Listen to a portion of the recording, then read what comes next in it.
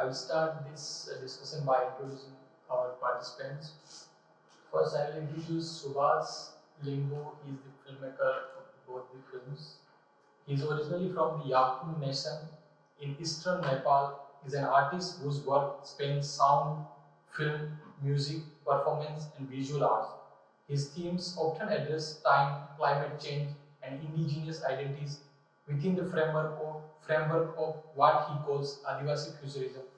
Subhas is also a founding member of Yakthung Cho, Sangzongpo, and the Hatmalo Collective. He holds an MA in Fine Art from the Central Saint Martins, and his work reflects a deep engagement with social justice and speculative fiction. And we have with us Manish Harijan. He is also from Nepal, an artist currently based in Sheffield, UK. His work explored themes of caste discrimination, social justice, and the merging of Eastern and Western cultural motifs. Known for his bold and thought-provoking paintings, Manish's work has been widely exhibited, including venues like the New Art Exchange, the Museum of Communication in the Hub, and the India Art Fair. His art often draws from Thangka and Thopa styles, blending these with influences from graphic novels and pop culture to question societal hierarchies and stereotypes. And we have Nicole Thiara with us. She is also co-lead of the Post-Colonial and Global Studies Research Group at Nottingham Trent University and principal investigator on the HRC-funded project focusing on Dalit literature. She teaches post-colonial and contemporary literature, and her current research examines representation of modernity in Dalit literature. And we have Mirgarsi Das. She is PhD candidate at Nottingham Trent University with research interest in Adivasi and Dalit literature as well as decolonial studies. Her research delves into Adivasi identity through literature and film with a focus on how this medium articulates themes of belonging and otherness. So we'll start this discussion by asking a question. I'll start from mine. So, as your work always centers around the sound and the different sort of symbolism, and also you all can see that he also carries a symbol with him. So, can you tell us more about the symbol and the use of symbol in your film, and the idea of having so much different natural sounds in your film? First of all, kira-kira siapa? Angga Yakthung Ladhamba Subash Thebe Limbu. Nepal my name is Subash Thebe Limbu. I come from, like you said, Eastern Nepal. We call it Yakthung Laze or Yakthung Nation. Thank you for inviting me here. Finally in person. And yeah, great to be here. Thank you for tolerating 1 hour screening. Yeah, coming back to your question, the symbolism, sounds,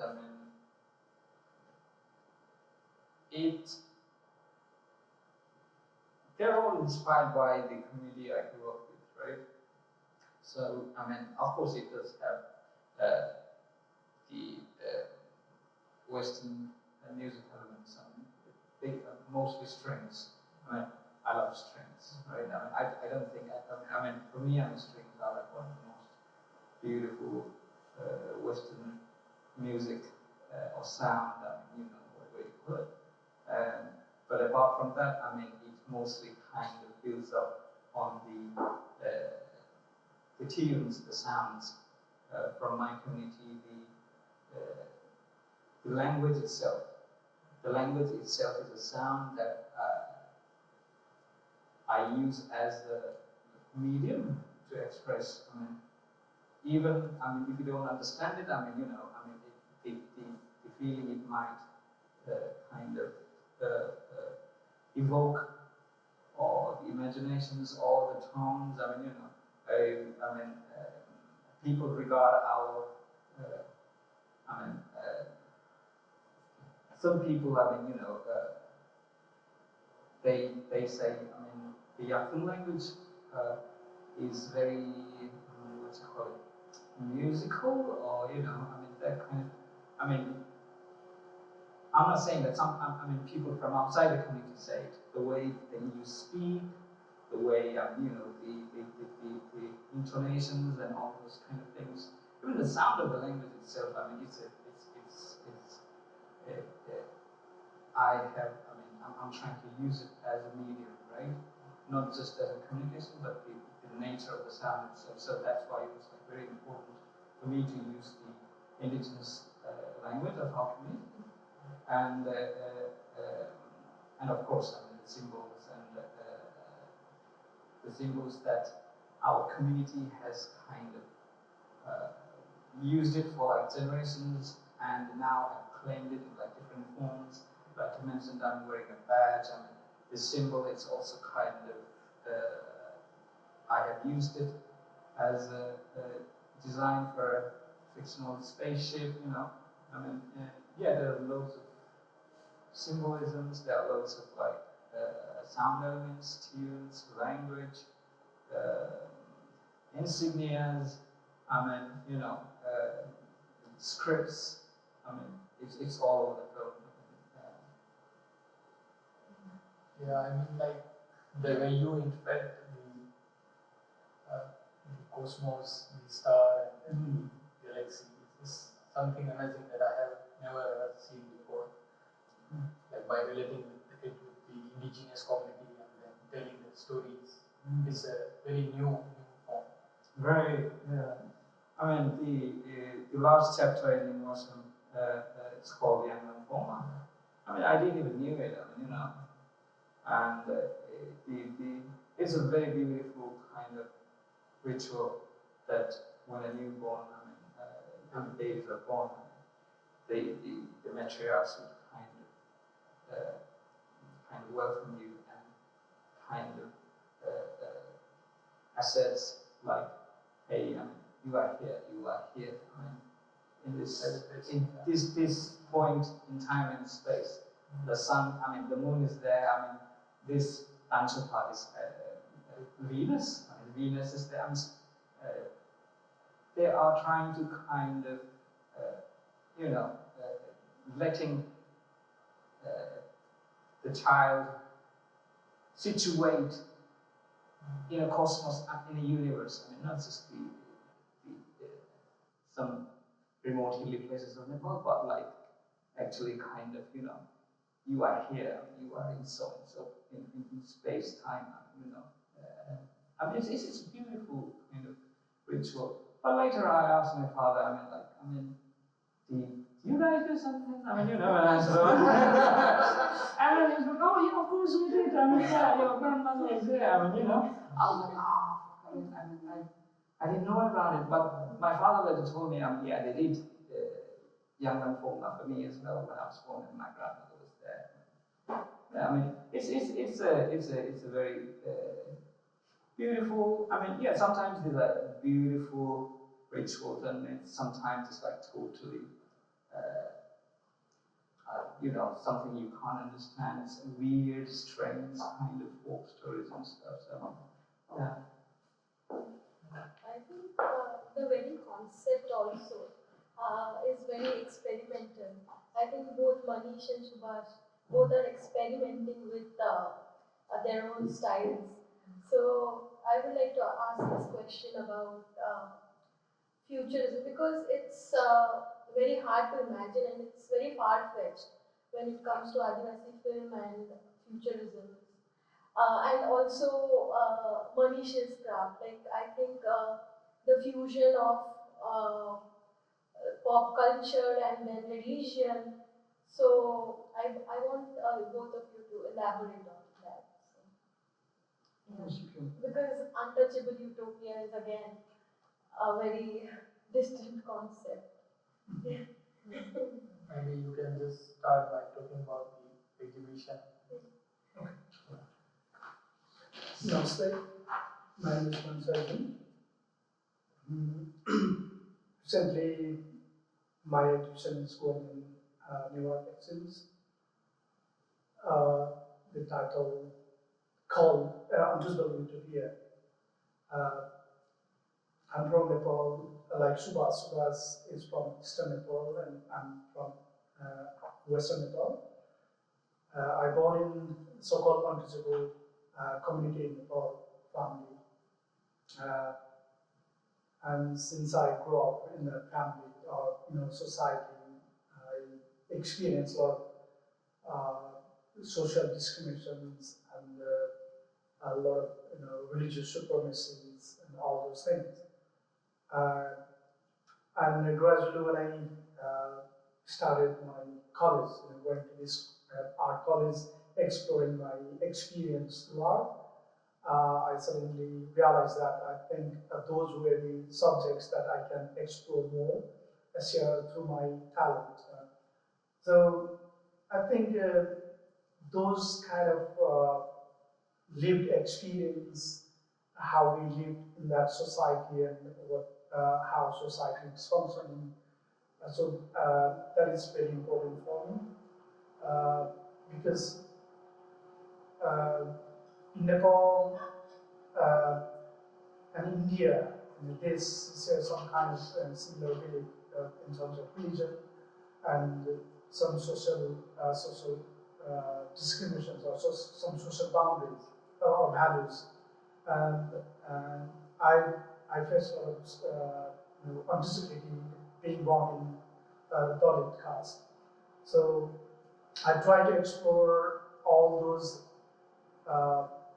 bad experience or maybe social supremacy or religious supremacy through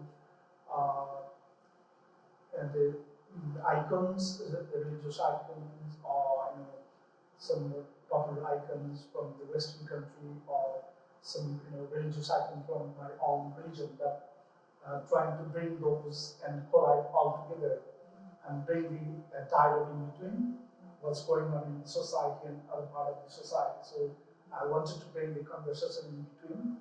So that was my main concern. Talking about the what is called like kind of freedom or identities, those kind of things. So I would, in my work, basically I bring the metaphorical elements from the sometimes you can say Hindu mythology, or sometimes the small symbolism from what is called or what is considered as an untouchable society.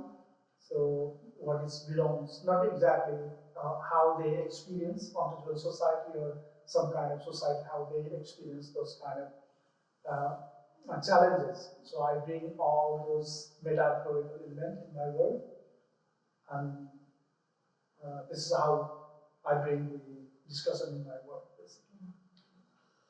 I mean, yeah, I mean, me and Manish, I mean, we're basically trying to do the same thing, but we just have used a tiny bit of different approaches to it. I mean, I was always interested in astronomy. I was always interested in physics and sciences and so on, but I was never good at any of those, just to let you know.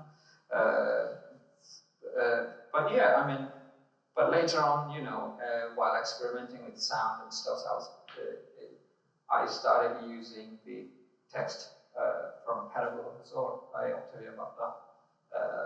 And I would kind of read the text and then record it and then use it in my installations, artworks.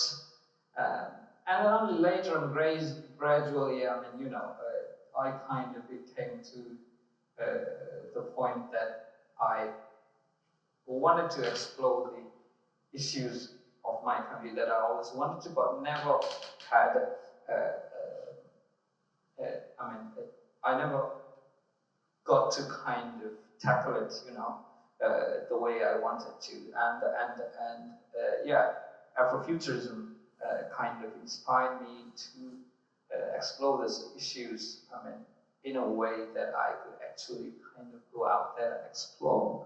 I mean, I just didn't want to do it just for the sake of speaking for my community. I mean, there are still other issues that I want to do, but I mean, I just haven't figured out how I want to kind of go on about it. But yeah, Futurism, and later, I mean, Indigenous Futurism, I mean, which I only kind of discovered after 2 years of exploring those kind of work, which I was already doing kind of Indigenous Futurism, but I didn't know, I mean, there was a genre called Indigenous Futurism, right? So, yeah, and it happened, I mean, gradually, I mean, in the span of the last 6-7 years. Yeah, it all came to my interest in the socio-political issues of our community, my interest in electronic music, my interest in science and astronomy, stars, and whatnot. I mean, yeah, that's yeah. Interesting.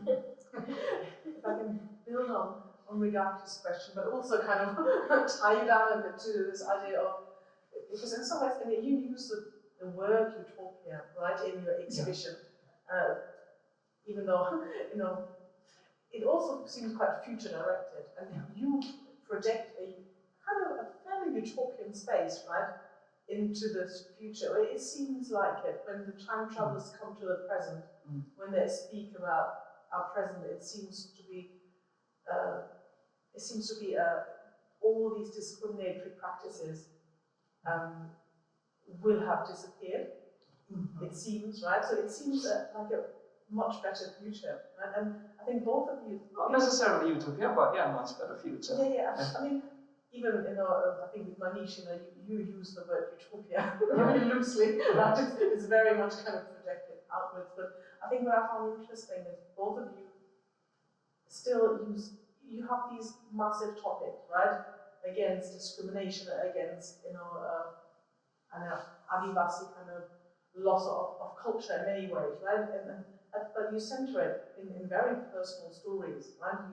You both drew a lot on female characters, and in both of your films, you have the women time travelers are always at the center. There's always seems to be a death of a mother in both cases, and the gift of a blanket. So in some ways, you have these massive topics, and then you bring them right down to something very concrete and very personal. In your paintings and your brings. I'm not sure whether there's a question or not, but maybe you can elaborate on that a little bit, how you kind of bring this personal and the political together and also see something quite positive despite potentially quite improved present in many ways. Yeah, I think it's interesting that how you imagine your future, where you grow and where you go. Like, if I share my story, it's very interesting, and sometimes people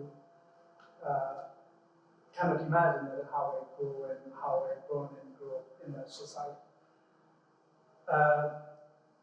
It's a very pathetic society where we born and live.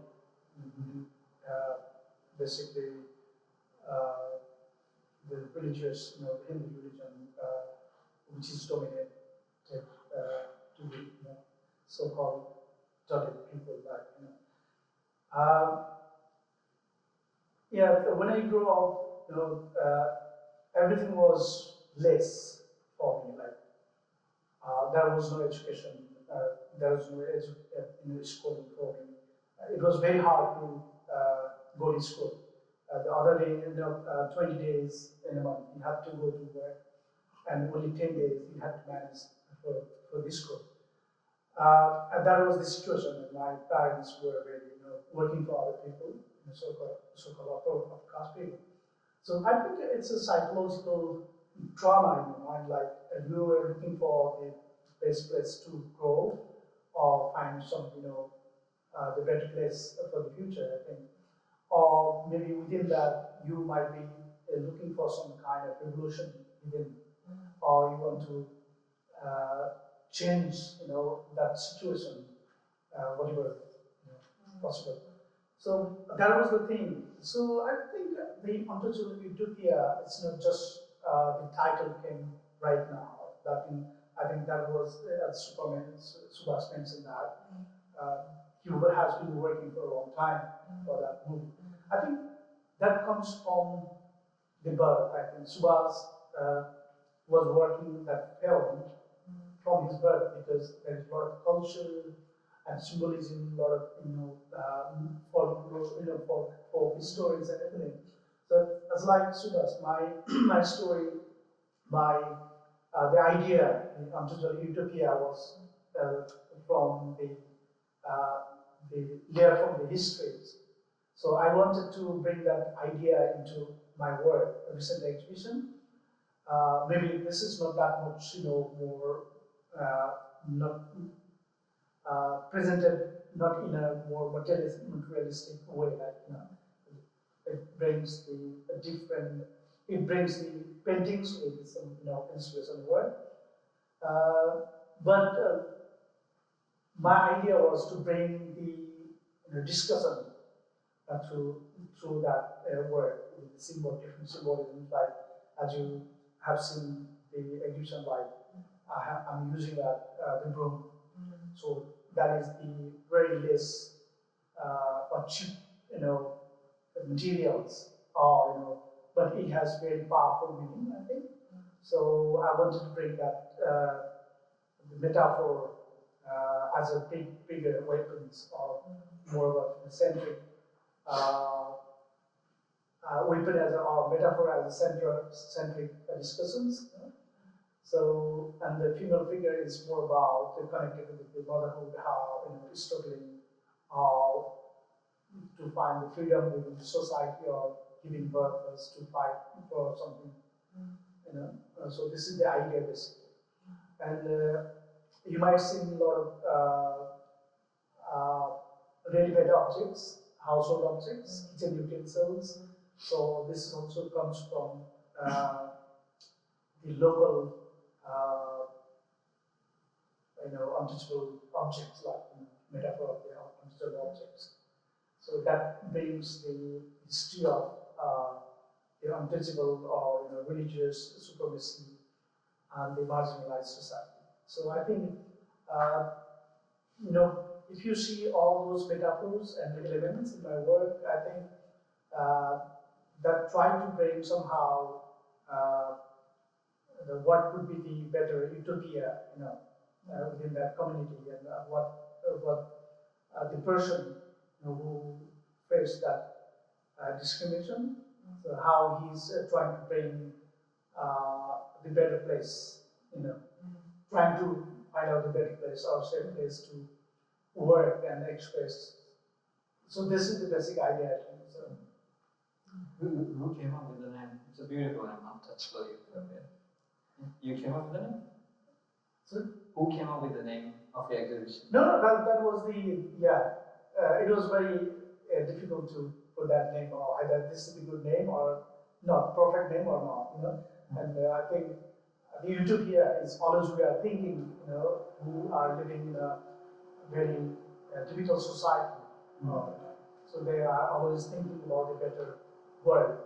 So I just try to bring that into the exhibition. I like the layer, the meanings. I mean, it has like untouchable utopia. It's good.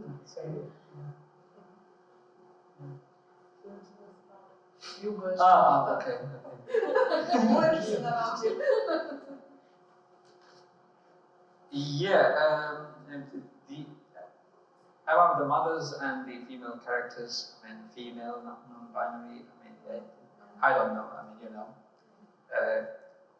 I think it came with the idea, like, when you think about weaving, when you think about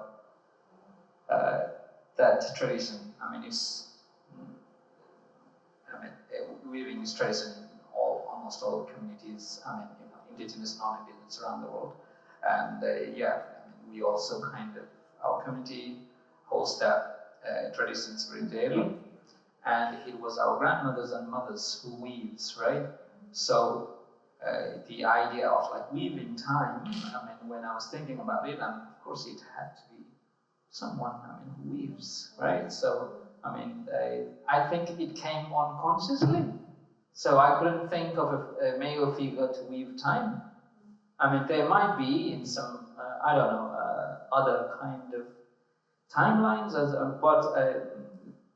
When I was thinking about the idea, the concept, yeah, I mean, it automatically kind of ruled out a male weaver. So interesting. There are many male weavers out there. Well, that's really fascinating. I mean, I know we could have a conversation forever if we had one, but we want to not hog it entirely. So if you have any questions, you're very welcome to ask them. Shall I give you a mic?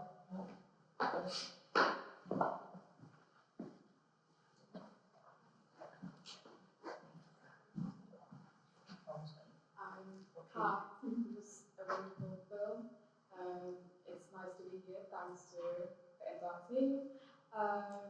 So I'm just going to add to that conversation. It's usually that women are the ones who continue or women are keep the traditions keep going. If you have to reimagine men in that place, what would they be like? Just a very. If I have to imagine men in what? Men. Yeah. Being the ones who sort of carrying forward traditions or to sort of, if you wanted to portray men instead of women, right. What would it be like? What kind of role, what kind of profession, what kind of imagery can we expect? I don't know. I haven't thought about it yet, to be honest.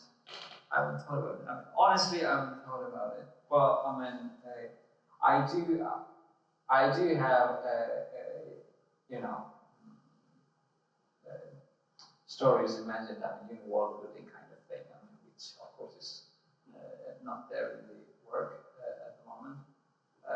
Yeah, there are men. I mean, who travels through time, right? And apparently, the lead character's father is one of them, right? He's already traveling time, but he never got back to his own timeline. He's still lingering around in our time, you know, in some, I don't know, in some character or something.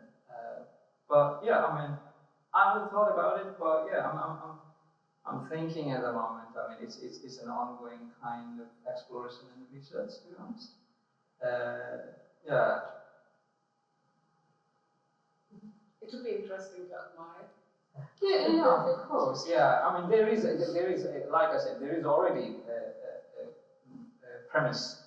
Like there are time travelers, male time travelers, and her father is a time traveler, right? And who weaves time, but apparently, I mean, you know, did return. I mean, you know. So yeah, I haven't thought about any kind of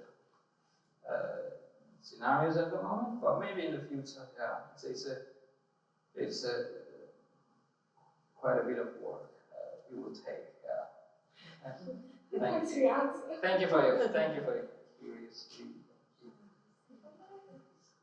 Thank you. And I've been to Untouchable India before, and I just wanted to maybe collectively ask a question like fantastic movies, and thank you for both of you for sharing the work in this context today and here in UK. So my question was to like both of you use like very specific motives and languages and concepts from your cultures, which as a practitioner I do too. Like there's a complexity when you talk about these indigenous practices and motifs which are very new to the context here. So is it hard to translate? Like how does that complexities get translated usually? When you talk about, like, I think there is a comfort in complexity, there is a ease as which you see when you can access these things with that complexity, because most of the cultural practices which I associate are like very complex and very associated with so many contemporary practices as well that it is hard to understand, hard to explain in like plain language, but also thinking about English as a language as a tool or as a barrier, like how hard is it for you to, like both of you, to like translate these things from culture, the community to back here, like open it up?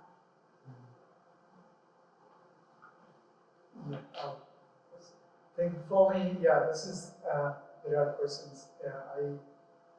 Language is another complexities within the subject's complexities itself. I think, yeah, it's very hard to translate within the work itself, like within a different context or different maybe different space, you know. The work, I think, as you mentioned, that complexities of understanding that work here, I think it's more complex, and it's very hard to translate that subject matter in here. Basically, who is not more, encounter with those issues. So, in my case, I think the Adivasi indigenous is more. It's globally shared ideas, I think, as we had a conversation with Subash, because in Nepal, Subash is working with the Adivasis, and there are a lot of, in Australia, maybe in America, it's globally shared ideas, I think. But talking about the Dalit issues, for me, I think it is more remain in South Asia. So I think this is a bit difficult to understand by the others. So in my case, that's why for me it's a bit complex here to bring that idea and more about sharing within the different communities. So let's see in the future. I think it will be more easier, or working wise maybe, or in a different context wise maybe.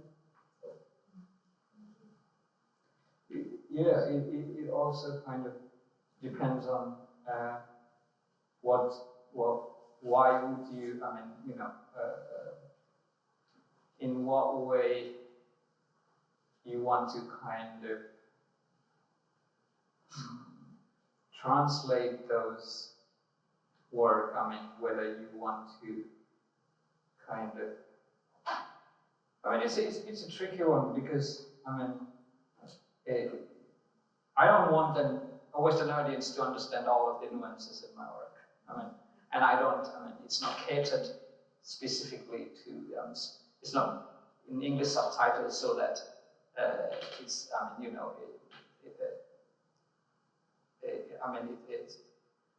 it's not in English subtitles just for the sake of like the understanding of the Western audiences. No, it's basically, and not all kind of ideas and concepts.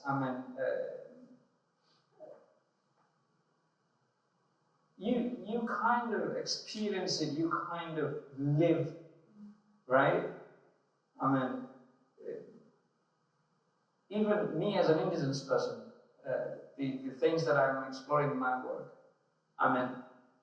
I still don't have all of those understanding myself. I wouldn't expect and I wouldn't want a Western audience to understand those kind of things. That is not my goal. I wouldn't in no way want to kind of, cater to, so and so audience. So for translating or kind of those all complex ideas, yeah, you experience it, you feel it, and you acknowledge it.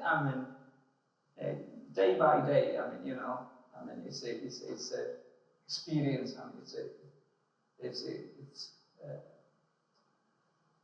It's the way you live. I think it's more than kind of breaking down into other kind of understandings. I think I don't know if you made myself. No, yeah, absolutely. I think I agree that there is a brilliant complexity and just it's working through these things and rather than like explaining it or like expecting someone to understand it. So like just to be in that complexity and to like move forward together. Yeah, absolutely. Thank you so much for answering. Thank you. Have we got one last question? One? We could be back on the show you need. My question is to Subash. So I noticed that in Ningwasum, the story starts, since you said you like to play with sounds and visual effects and everything.